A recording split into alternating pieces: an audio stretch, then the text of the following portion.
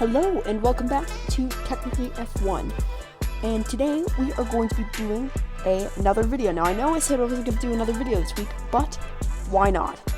So today we're going to be doing the top 10 best looking F1 cars of all time, not just of 2020, so when you don't see your favorite 2020 car in here, sorry, it's just, there aren't too many great looking 2020 Formula 1 cars, so there aren't going to be many in here.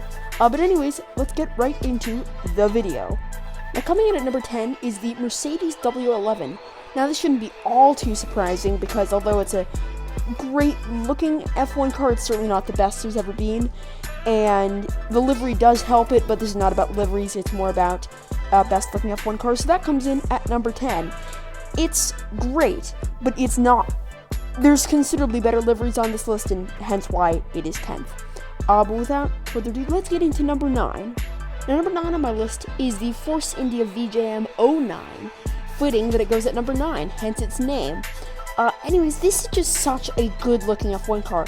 The split lines on the bodywork are so clean, especially with that orange stripe coming across it. And the silver and black suit these era of F1 cars so well. Like, these skinny cars, exceptional. And I think if the livery wasn't like this, it might not help the aesthetic, or, the aesthetic would still be great, but the livery helps it in such a way that it comes together in such an epic-looking car. It just needs to be here. Now, our number 8 car is the McLaren MP4-2A, and I swear I'm not doing this on purpose. It's just a really good-looking F1 car. It has a high nose, a really, really good-looking front wing. I don't know what it is, but I really like it. And this rear side pods have a Coanda effect exhaust coming out the back of them, which just makes it look excellent. Nothing to fault on this car, and that's why it's just such an excellent car. It's actually driven by Sergio Perez, who was the same person who drove the Force India, so that's sort of a cool factoid, but yeah.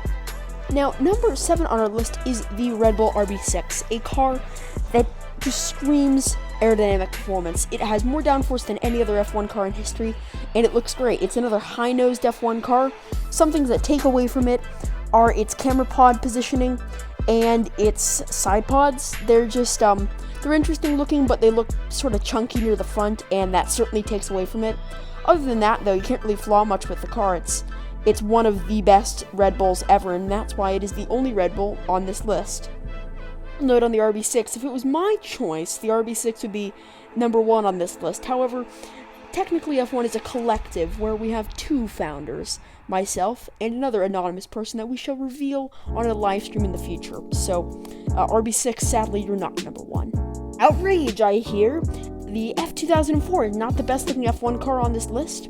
Well, you see, it's a great looking F1 car and it has a heavenly engine, but that doesn't mean it's the best. So, although it's a great F1 car, it can only come in at number 6 simply because it has some simple flaws that would be easy to fix. Maybe it's for aerodynamic reasons, but it is certainly not the best looking F1 car on this list.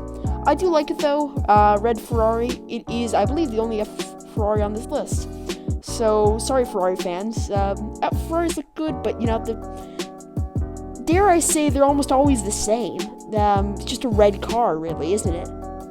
Our number 5 car, and I'm going to start giving a little bit more detail, is the BAR Honda 007. I know, very cool name.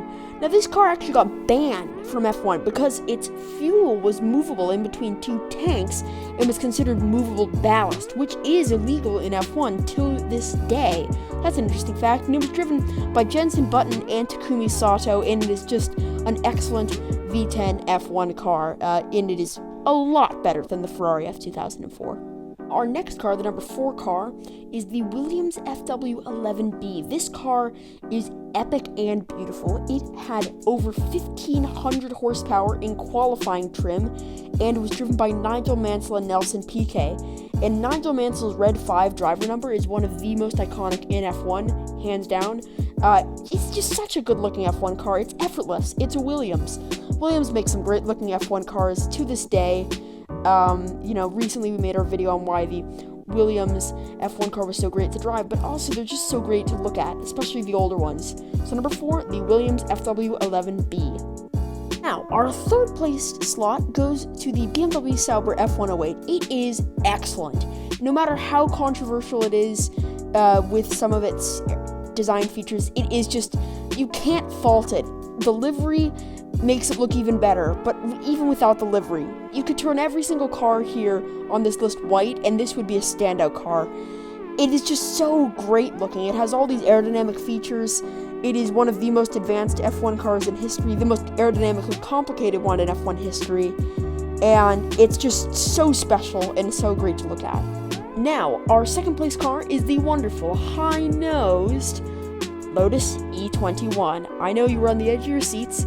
Now, the E21 actually did quite well in 2013, and that was the year it raced in F1. It was driven by Kimi Räikkönen and also driven by Roman Grosjean. One driver crashes, one driver won races, and that sort of did them well. I think they got up to, at one point, third place in the championship, and that's pretty much where they stayed throughout the rest of the season. Great job from Lotus, great livery, great car. Now, there can only be one winner, and if you've listened to our podcast, Technically F1, you actually may have heard us talking about this winner. But without teasing you too much more, let's get into the winner. The winner is, drumroll please, the McLaren MP4-20. Now, not that surprising if you listen to the podcast. It's an exceptional car, really. It is not too complicated, which is something that sort of marks the BMW Sauber down, mainly just because, the fins on it's a little bit too complex. And where some cars struggle to look aerodynamically complete, this car doesn't. This just looks pretty much perfect. And there's nothing I would really change on it. And that is the point where you realize this is probably the best looking F1 car of all time. Now, this is, of course, opinion-based, and I'll get into opinions later. Now, back to the car, though, driven by Juan Pablo Montoya and Kimi Räikkönen, and it's just excellent. It combines the cigarette branding by West, a German cigarette brand, and it's just not, the Ferraris really struggle with subtlety from their tobacco advertisers, and this car really just doesn't. It's perfect tobacco advertising, and that's something that can be difficult in F1. Now, I tried to be as unbiased as possible when making this list. I think the only bias that I would have is really that I love high-nosed F1 cars and the ones from, mid to late 2000s.